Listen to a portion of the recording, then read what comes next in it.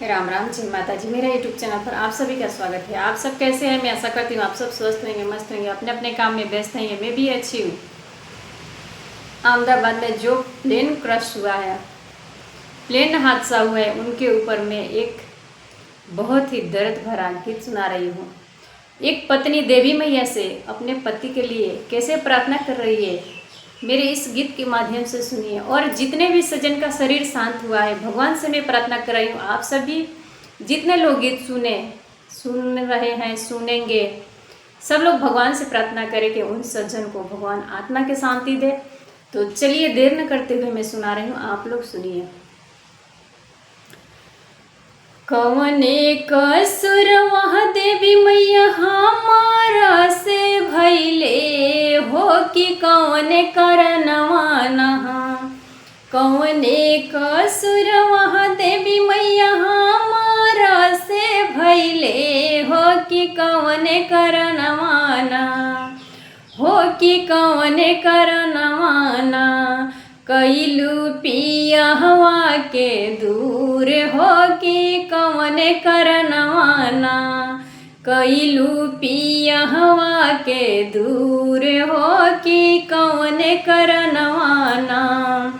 काहे उजड़ लो देवी मैया मोंगिया के सेंदुरा हो कि कवने करनवाना। काहे उजड़ लो देवी मैया मोंगिया के सेंदुरा हो कि कवने करनवाना। कैलू पिया हवा के दूर हो कि कवने करनवाना।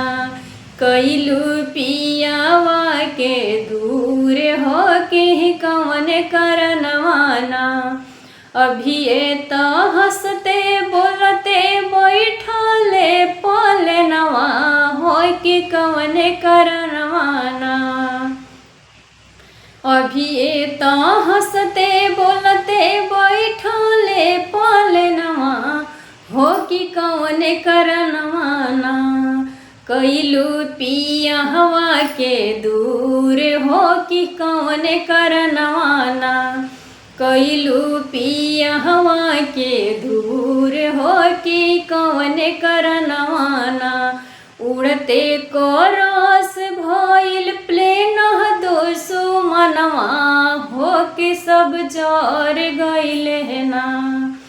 उड़ता को रस भइल प्लेन दोसो मनवा यगिया लाग गइल ना। अरे उड़ता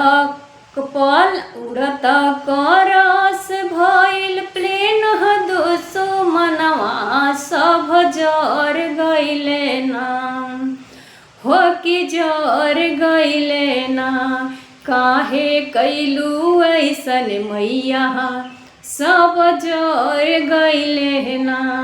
कौने कसुरवा देवी मैया हमारा से भइले हो कि कवने करनवाना।